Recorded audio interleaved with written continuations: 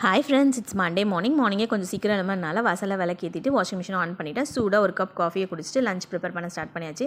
லஞ்சுக்கு பார்த்தீங்கன்னா சிம்பிளாக கடலை ரசம், கடலை தொக்கு கூடவே கொத்தமல்லி புதினா வச்சு துவையல் அரைக்க போகிறேன். இந்த துவையலை 10 மினிட்ஸில் சூப்பர் டேஸ்ட்டாக செய்யலாம். எப்படி செய்யலான்னு பார்க்கலாம் வாங்க. அதுக்கு ஒரு வானலில் ஒரு ஸ்பூன் எண்ணெய் சேர்த்துருக்கேன். ஒரு ஸ்பூன் கருப்பு உளுந்து, ஒரு ஸ்பூன் வெள்ளை உளுந்து, ஒரு ஸ்பூன் கடலை பருப்பு, கூடவே காரத்துக்கு ஏற்ற வரமிளகா, ஒரே ஒரு தக்காளி சேர்த்து உப்பு சேர்த்து வதக்கிக்கோங்க.